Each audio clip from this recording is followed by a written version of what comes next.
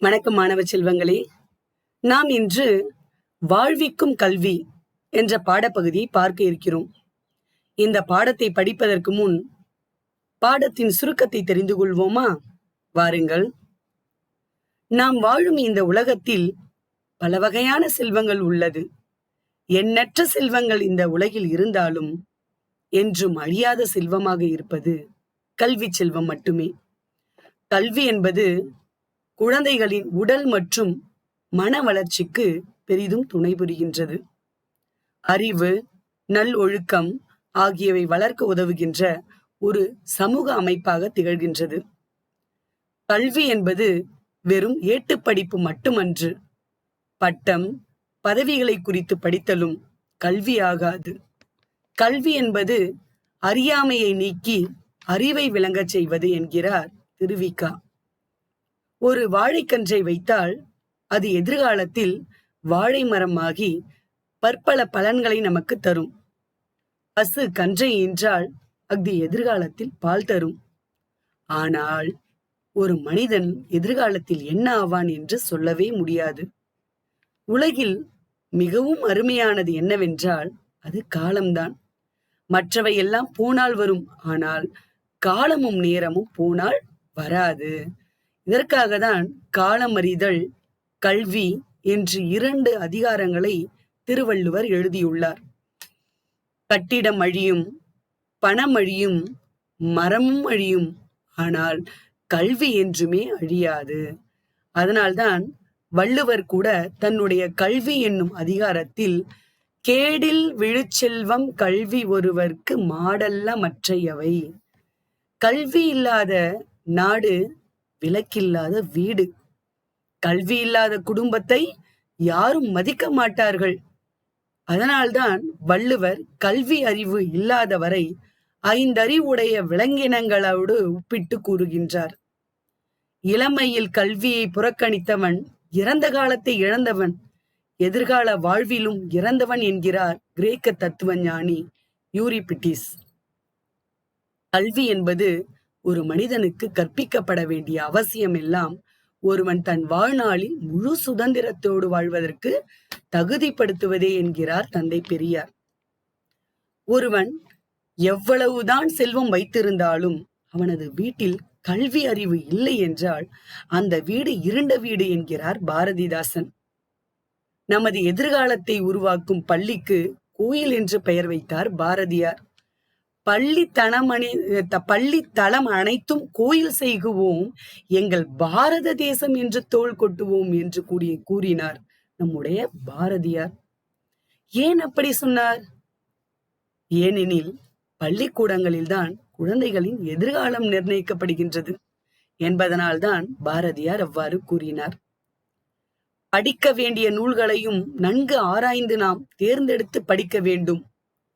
பூமியில் விளைகின்ற பொருட்கள் சில பூமிக்கு மேலேயும் உள்ளன, சில பூமிக்கு அடியிலும் விளைகின்றன. அடியில் வளர்வதை நாம் தான் என்ன பண்ணணும்? தோண்டி எடுக்க வேண்டும். அதுபோல்தான் நூல்களில் உள்ள கருத்துக்களும். சில புத்தகங்கள் நாம் வாசித்தவுடன் பொருள் விளங்கும், சில புத்தகங்கள் படிக்க படிக்கத்தான் பொருள் விளங்கும். சில புத்தகங்கள் நல்ல கருத்துக்களை சொல்லும், சில புத்தகங்கள் தேவையில்லாதவற்றையெல்லாம் சொல்லும். அதனால்தான் வள்ளுவர் கல்வி என்ற அதிகாரத்தில் கற்க கசடர கற்பவை கற்ற பின் நிற்க அதற்கு தக என்று கூறுகின்றார். எனவே கற்க வேண்டியவற்றை கற்போம். நூலின் உட்பொருளை, அதனுடைய பொருளை உணர்ந்து நாம் படிப்போம். வாழ்நாள் முழுவதும் நாம் என்ன பண்ணலாம்? படித்துக் கொண்டே இருப்போம் என்று கூறுகிறார். இப்பொழுது இந்த பாடத்தை பற்றி விரிவாக பார்ப்போமா? வாருங்கள் மாணவர்களே. பாருங்கள், வாழ்விக்கும் கல்வி, இது உங்களுக்கு உரைநடை பகுதியாக கொடுத்திருக்கின்றார்கள். உலகில் உள்ள உயிரினங்களுள் மனித பிறவி தனித்தன்மையுடையது. ஏனென்றால் மனித பிறவிக்குத்தான் எதிர்காலம் சொல்ல முடியாது. ஒரு வாழைக்கன்று வைத்தால் அது எதிர்காலத்தில் வாழை மரமாகி வாழை இலை, வாழைப்பூ, வாழைக்காய், வாழைப்பழம், வாழைத்தண்டு ஆகியவற்றை தரும் என்று வைக்கும் போதே சொல்லலாம். ஒரு பசுமாடு கன்று என்றால் அஃது எதிர்காலத்தில் பால் தரும் என்று சொல்லிவிடலாம். மனிதன் எதிர்காலத்தில் என்ன ஆவான் என்று சொல்லவே முடியாது. அதனால்தான் இது அருமையான பிறவி. ஒரு வீட்டில் குழந்தை பிறந்து அக்கம் பக்கத்தில் இருப்பவர்கள் என்ன குழந்தை பிறந்திருக்கிறது என்று கேட்டால் ஆண் குழந்தை அல்லது பெண் குழந்தை என்றுதான் பெற்ற தாய் சொல்வாள். அப்படி இல்லாமல் ஒரு மாவட்ட ஆட்சியர் பிறந்திருக்கிறார் என்று சொல்ல முடியுமா? மகாத்மா காந்தி பிறந்தவுடனே அவரது தாயார் புத்தலிபாயிடம் போய் அக்கம் பக்கத்தில் இருந்தவர்கள் என்ன குழந்தை என்று கேட்டார்கள். ஆண் குழந்தை என்றுதானே அந்த அம்மா சொல்லி இருப்பார். அப்படி இல்லாமல் இப்போதுதான் மகாத்மா காந்தியடிகள் பிறந்திருக்கிறார், உங்களுக்கெல்லாம் சுதந்திரம் வாங்கி கொடுக்க போகிறார் என்றா சொல்லி இருப்பார். பாருங்களேன், எவ்வளவு ஒரு அழகா சொல்லியிருக்காங்க பாருங்க. இந்த உலகத்திலே எந்த பிறவி மட்டும்தான் தனித்தன்மை உடையதாக கருதப்படுகின்றது? மனித பிறவிக்கு மட்டும்தான். ஏனென்றால் மனித பிறவி மட்டும்தான் அவனுடைய எதிர்காலத்தில் குழந்தை பிறந்து அது வளர்ந்து வளர்ந்து படிக்கும் போது அது படித்ததை வைத்துதான் எதிர்காலத்தில் அவன் என்னவாவான் என்பதை நிர்ணயிக்க முடியும். அது கூட படிப்பை வைத்து மட்டும் நிர்ணயிக்க முடியாது இல்லையா? இப்ப அவனுக்கு எதிர்காலம் என்ன, அவன் எதிர்காலத்துல என்ன ஆவான் அப்படின்னு குழந்தை பிறந்த உடனே நம்மளால என்ன பண்ண முடியாது, கணித்து சொல்ல முடியாது. ஆனா ஒரு வாழைக்கன்றை நம்ம நடுகின்றோம். வாழைக்கன்றோட பயன் என்னம்மா? அதுனா உட்கார்ந்து படிக்க போதா? கிடையாது. அந்த வாழைக்கன்றை நாம் நட்டு வைத்தால் அது எதிர்காலத்தில் என்ன பயனை நமக்கு தரப்போகுது, என்ன பயனை நமக்கு தரப்போகிறது என்பதை நம்மால் தெளிவாக சொல்ல முடியும். பாருங்களேன், ஒரு வாழைக்கன்றை நட்டு வைக்கின்றோம். அந்த வாழைக்கன்றினுடைய அந்த செடி வளர்கின்றது, அந்த கன்று வளர்கின்றது. அந்த கன்று வளர்ந்தவுடன் என்ன பண்ணுது, இடையில இடையில வாழை இலைகள் வருகின்றது இல்லையா? இப்ப வாழை இலைகள் வந்ததுக்கு அப்புறம் அந்த மரம் பெருசானதுக்கு அப்புறம் பூ வரும். பூ வந்ததுக்கு அப்புறம் அதனுடைய ஒவ்வொரு பூவா பிரியும் போது ஒவ்வொரு சீப்புலயும் வாழைக்காயா இருந்தா வாழைக்காய் வரும், வாழைப்பழமா இருந்தா வாழைப்பழம் வரும் இல்லையா? இப்போ இது இருக்கு இல்லையா, இந்த அடிப்பகுதியில எது இருக்கும், இந்த வாழை தண்டு இருக்கும். இந்த வாழை இலையை நம்ம உணவு உண்பதற்கு பயன்படுத்துவோம். இது நம்முடைய உடலில் இருக்கின்ற கல் இவற்றையெல்லாம் நீக்குகின்ற குணம் இதற்கு இருக்கின்றது. பல வகையிலும் நமக்கு இந்த வாழை மரம் என்ன பண்ணுது, என்ன பண்ணுது, பல வகையிலும் வாழை மரம் நமக்கு பயன்படுகின்றது இல்லையா? இப்போ ஒரு வாழைக்கன்று வைத்தால் அது எதிர்காலத்தில் வாழை மரமாகி வாழை இலை, வாழைப்பூ, வாழைக்காய், வாழைப்பழம், வாழைத்தண்டு ஆகியவற்றை தரும் என்று நம்ம அந்த செடியை வைக்கும் போதே சொல்லலாம். அதே மாதிரி ஒரு பசுமாடு கன்று என்ற உடனே அது என்ன பண்ணும், நமக்கு பால் தரும் இல்லையா? அது நம்ம பார்க்கும்போதே சொல்லிடலாம். ஒரு பசுமாடு கன்று ஈன்றவுடன் அது நமக்கு தருவது பால். இந்த பால் தாய்ப்பாலுக்கு நிகராக குழந்தைகளுக்கு கொடுக்கப்படுவதால் பசு தெய்வத்தோடு நம்ம ஒப்பிடுறோம் இல்லையா? மனிதன் எதிர்காலத்தில் என்ன ஆவான்னு சொல்லவே முடியாது. இப்போ ஒரு வாழைக்கன்று வைத்தால் எதிர்காலத்துல என்ன ஆகும்னு சொல்லலாம். ஒரு பசுமாடு வச்சிருந்தா எதிர்காலத்துல அது என்ன நமக்கு பால் தரும்னு நம்ம சொல்லிடலாம். ஆனா மனிதன் எதிர்காலத்தில் என்ன ஆவான்னு நம்மளால என்ன பண்ண முடியாது, சொல்லவே முடியாது. அதனாலதான் இது அருமையான பிறவி அப்படின்னு சொல்றாங்க. பாருங்க, ஒரு வீட்டில் குழந்தை பிறந்த உடனே அக்கம் பக்கத்துல இருக்கவங்க எல்லாம், நம்ம வீடு பக்கத்துல எதிர்க்க இருக்கவங்க எல்லாம், நம்ம தெரிஞ்சவங்க இவங்கெல்லாம் உனக்கு என்னம்மா குழந்தை பிறந்தது அப்படின்னு கேட்டா நம்ம என்ன சொல்வோம், ஆண் குழந்தை பிறந்தது இல்ல பெண் குழந்தை பிறந்தது என்றுதான் அந்த தாய் சொல்லுவாங்க. அப்படி இல்லாம ஒரு மாவட்ட ஆட்சியர் பிறந்திருக்கிறாருன்னு சொல்ல முடியுமா? சொல்ல முடியாது. இதே உதாரணத்துக்கு பாருங்க, மகாத்மா காந்தி பிறந்த உடனே அவருடைய தாய் புத்தலிபாய் இருக்காங்க இல்லையா, அவங்க அக்கம் பக்கத்தில் இருந்தவர்கள் எல்லாம் என்ன குழந்தை பிறந்தது அப்படின்னு சொல்லிட்டு அந்த அம்மா கிட்ட போய் கேட்டா அந்த அம்மா என்ன சொல்லியிருப்பாங்க, எனக்கு ஆண் குழந்தை பிறந்தது என்றுதான் அந்த அம்மா சொல்லியிருப்பாங்க. அப்படி சொல்லாம என்ன பண்ண முடியாது, என்ன செஞ்சிருக்க முடியாது அந்த அம்மா, இது மாதிரி எனக்கு மகாத்மா காந்தியடிகள் பிறந்திருக்காரு, உங்களுக்கு எல்லாம் அவர் சுதந்திரம் வாங்கி கொடுக்க போறார் அப்படின்னு சொல்லியிருப்பாங்க. கிடையாது, எனக்கு ஒரு ஆண் குழந்தை பிறந்திருக்கின்றான் என்றுதான் அந்த அம்மா சொல்லியிருப்பாங்க இல்லையா? பாருங்க எவ்வளவு ஒரு தத்துவமா சொல்லியிருக்காங்க. அடுத்தது பாருங்க, காலம் அறிதல். காலம் என்பது நமக்கு எவ்வளவு முக்கியமானது என்பதை இந்த பாடத்துல சொல்லியிருக்காங்க. உலகில் மிகவும் அருமையானது என்னவென்றால் அது காலம்தான். மற்றவையெல்லாம் போனால் வரும். காலமும் நேரமும் போனால் வராது. மேசை, நாற்காலி போனால் வரும். ஆனால் தேர்வு நேரத்தில் ஒரு பையன் 4 நாட்களை வீணடித்து விட்டால் போனது போனதுதான். இன்னொரு மாணவனிடத்திலே கடன் கேட்க முடியாது. ஒரு 4 நாள் இருந்தால் குடுடா, மனப்பாடம் பண்ணிவிட்டு திரும்ப தந்து விடுகின்றேன் என்றெல்லாம் கேட்க முடியாது. இதற்காக தான் காலமறிதல், கல்வி என்னும் 2 அதிகாரங்களையும் திருவள்ளுவர் எழுதியுள்ளார். அழியா செல்வம். இந்த உலகத்தில் எல்லா செல்வமும் மறைந்துவிடும், அழிந்துவிடும். நான் வெளியூர் சென்றபோது நண்பரை கேட்டேன். 20, 25 ஆண்டுகளுக்கு முன்னே இங்கே ஒரு பெரிய ஆலமரம் இருந்ததே, அது எங்கே என்று. அது புயல் காற்றிலே விழுந்து விட்டது என்று சொன்னார். அது அழிகிற செல்வம். அங்கே ஒரு பெரிய கட்டடம் இருந்ததே, அது எங்கே என்று கேட்டேன். அது மழை பெய்து இடிந்து விட்டது என்று பதில் வந்தது. இதுவும் அழிகிற செல்வம். நாம் பேசும்போது அதோ போகிறாரே, அவர் 10 ஆண்டுகளுக்கு முன்னே 2 லட்சம் ரூபாய் வைத்திருந்தார். இப்போது எல்லாம் செலவாகி போய் 2 ரூபாய் கடன் கேட்கிறார் என்று சொல்வோம். இது அழிகிற செல்வம். கல்வி அப்படிப்பட்டதன்று. அதோ போகிறாரே, அவர் 10 ஆண்டுகளுக்கு முன்னே பட்டம் பெற்றிருந்தார். இப்போது எல்லாம் செலவாகி போய் வெறும் 10ஆம் வகுப்பு ஆகிவிட்டார் என்று சொல்ல முடியுமா? சொல்ல முடியாது. ஏனென்றால் கல்வி அழியாதது. அதனால்தான் அப்படி சொல்ல மாட்டோம். இத திருவள்ளுவர் என்ன சொல்றார் பாரு. கேடில் விழுச்செல்வம் கல்வி ஒருவர்க்கு மாடல்ல மற்றையவை. கேடில் விழுச்செல்வம் கல்வி ஒருவர்க்கு மாடல்ல மற்றையவை. என்ன சொல்லியிருக்காங்க பாருங்க. உலகத்துல மிக அருமையான ஒரு விஷயம் என்ன அப்படின்னா அது காலம்தான். ஏன் காலத்தை சொல்றோம்? இப்ப நான் உங்ககிட்ட பேசிட்டே இருக்கேன். பேசி முடிச்ச இந்த காலம் திரும்ப நான் கோடி ரூபாவோ இல்ல பல கோடி கொடுத்து கூட நம்ம என்ன பண்ண முடியாது, அந்த காலத்தை வாங்க முடியாது. அதனாலதான் காலத்தினுடைய அருமையை உணர்ந்து ஒவ்வொரு காலத்தையும் நம்ம வீணடிக்க கூடாதுன்னு சொல்லியிருக்காங்க. இப்போ காலம் என்பது போனால் வராது. மற்ற எல்லாவற்றையும் நம்ம பணத்தை கொடுத்து வாங்கி விடலாம். ஆனால் இப்போ செல்கின்ற ஒவ்வொரு நொடியும் நமக்கு முக்கியமானது. அதை பணம் கொடுத்தாலும் நம்மளால வாங்க முடியாது. பாருங்க, ஒரு உதாரணத்துக்கு மேசை நாற்காலி.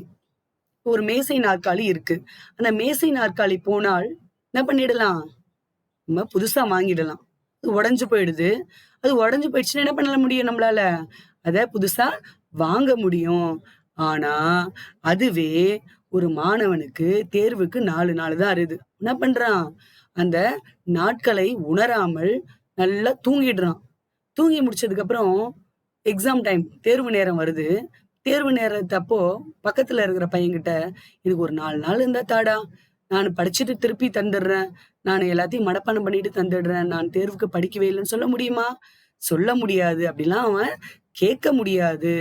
அதனாலதான் வள்ளுவர் காலமறிதல், கல்வி என்ற 2 அதிகாரங்களையும் நமக்கு திருவள்ளுவர் எழுதியிருக்கின்றார். பாருங்கள், இந்த உலகத்தில் எல்லா செல்வமும் மறைந்துவிடும், அழிந்துவிடும். நான் வெளியூருக்கு போனேன். அப்ப என் நண்பரை பார்த்து கேட்டேன். என்ன கேட்டேன் நான் என் நண்பரை பார்த்து என்றால், 20, 25 ஆண்டுகளுக்கு முன்னே இங்க ஒரு பெரிய ஆலமரம் இருந்ததே, எங்க இப்போ அது அப்படின்னு சொல்லிட்டு நான் கேட்டேன். அவர் என்ன தெரியுமா சொன்னாரு? புயல் காற்றிலே விழுந்து விட்டது அப்படின்னு சொல்றாரு. ஏன் புயல் வந்தா நல்லா மரங்கள்லாம் அசையும் இல்லையா? ஓ, புயல் காற்றிலே அது அசைந்து என்ன ஆயிடுச்சு? சாய்ந்து விட்டது வேரோடு என்று கூறினார். ஏனென்றால் அது அழியும் செல்வம். அதே போல ஒரு பெரிய கட்டடம் இருந்ததே, அஃது எங்கே என்று நான் கேட்டேன். அது மழை பெய்து இடிந்து விட்டது என்று பதில் வந்தது. இதுவும் அழிகிற செல்வம். ஏனென்றால் நம்ம கேள்விப்பட்டிருப்போம். செய்திகள் எல்லாம் பார்க்கும்போது மழை நிறைய பெய்யும் போது அந்த மழையினுடைய ஈரம் பட்டு பட்டு பட்டு பழைய வீடா இருந்தாலோ இல்ல சேரால் கட்டப்பட்ட வீடா இருந்தாலும் என்னாகும்? அது சுவர் சாய்ந்து நிறைய பேர் இறந்திருக்கின்றார்கள் என்றெல்லாம் நம்ம கேள்விப்பட்டிருக்கின்றோம். ஏனென்றால் இது எல்லாமே என்னது?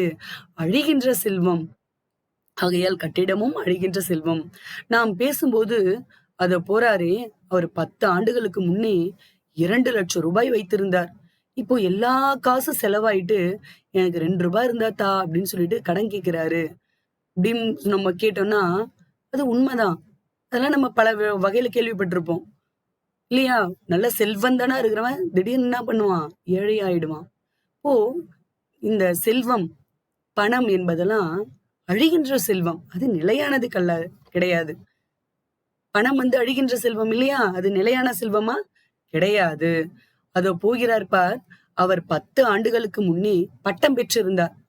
பட்டம் என்றால் எம்.ஏ, எம்.ஃபில், பி.எட், எம்.சி.எஸ், எம்.எஸ்சி இது மாரி இருக்கு இல்லையா? எம்.ஃபில், பி.ஹெச்.டி இதெல்லாம் இருக்கு இல்லையா? இதுதான் பட்டம்னு சொல்லுவாங்க. இப்போது அவர் பட்டம் பெற்றிருந்தார் இல்லையா? அது எல்லாமே அவர்கிட்ட இருந்து செலவாயிடுச்சு. இப்ப அவர் வெறும் என்ன படிச்சிருக்காரு? 10வது மட்டும் தான் படிச்சிருக்கிறாரு அப்படின்னு நம்ம சொல்லுவோமா? சொல்ல மாட்டோம். ஏனென்றால் கல்வி என்பது அழியாதது. அதனால்தான் வள்ளுவர் என்ன சொல்றாரு? "கேடில் விழுச்செல்வம் கல்வி ஒருவர்க்கு மாடல்ல மற்றையவை." இதனுடைய பொருள் என்ன அப்படின்னு பார்த்தோன்னா, கல்வியே ஒருவனுக்கு அழிவில்லாத செல்வமாகும். அந்த கல்வியை தவிர இதர பொருட்கள் எல்லாமே என்ன ஆகும்? கல்வியை போன்று சிறப்புடைய செல்வமாக கருதப்படாது என்று வள்ளுவர் கூறுகின்றார். அதுக்கு அடுத்தது பாருங்க, ஒளி விளக்கு. கல்வி ஓர் ஒளி விளக்கு. அதாவது இருக்கும் இடத்தை ஒளிமயமாக ஆக்குவது. அதனுடைய குறிப்பு என்னவென்றால், ஒருவன் கற்றுவிட்டால் அப்படி கற்ற கல்வியை பலருக்கும் அளிக்க வேண்டும். அப்படி பலருக்கும் ஒளி தருவதுதான் கல்வி. கல்வி இல்லாத நாடு விளக்கில்லாத வீடு. விளக்கில்லாத வீட்டில் யார் குடியிருப்பார்கள்? வீடு இருட்டாக இருக்கும். அதுபோல் கல்வி இல்லாத குடும்பத்தை யாரும் மதிக்க மாட்டார்கள். கற்றவரும் கல்லாதவரும். கல்வி அறிவு இல்லாதவர்களை திருவள்ளுவர் போல் குறை கூறியவர் வேறு யாரும் இல்லை. விலங்கோடு மக்கள் அணையர், இலங்கு நூல் கற்றாரோடு ஏனையவர்.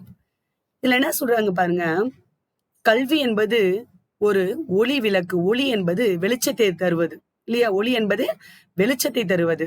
அது இருக்கின்ற இடத்தை ஒளிமயமாக ஆக்கும். இப்போ இருள் சூழ்ந்து இருக்கின்றது என்றால் நம்ம என்ன பண்றோம்? அந்த இருளை போக்குவதற்கு வெளிச்சத்தை ஏற்றுகின்றோம். அதுபோல அறியாமை என்ற இருளை நீக்கி நமக்கு வெளிச்சத்தை தருவது நமக்கு கல்வி என்று கூறுகின்றார். ஒருவன் கல்வி கற்றுவிட்டால் அப்படி கற்ற கல்வியை பலருக்கும் என்ன பண்ணணும்? அவன் கொடுக்கணும். அப்படி பலருக்கும் ஒளி தருவதுதான் கல்வி. வெளிச்சத்தை தருவதான கல்வி. அந்த கல்வி இல்லாத நாடு எது மாதிரி அப்படின்னு சொல்றாரு தெரியுமா? விளக்கே இல்லாத ஒரு வீடு மாதிரி. விளக்கு இல்லைன்னா அந்த வீடு எப்படிமா இருக்கும்? இருட்டா இருக்கும் இல்லையா? அந்த வீட்டுல யாராவது குடியிருப்பார்களா? யாருமே குடியிருக்க மாட்டார்கள். அப்படிதான் கல்வி இல்லாத குடும்பத்தை கூட யாருமே என்ன பண்ண மாட்டாங்க? மதிக்க மாட்டாங்க. எப்படி வீடு இருட்டா இருந்தா அந்த வீட்டுல யாரும் போய் இருக்க மாட்டார்களோ, அது போல கல்வி இல்லாத குடும்பத்தை யாருமே மதிக்க மாட்டார்கள் என்று கூறுகின்றார். கல்வி அறிவு இல்லாதவர்களை திருவள்ளுவர் எப்படி குறை சொல்லியிருக்காரு பாருங்களேன். விலங்கோடு மக்கள் அணையர், இலங்கு நூல் கற்றாரோடு ஏனையவர். இதுல என்ன சொல்லியிருக்காரு திருவள்ளுவர்? மனிதர்களுக்கும் விலங்குகளுக்கும் இடையே என்ன வேற்றுமை?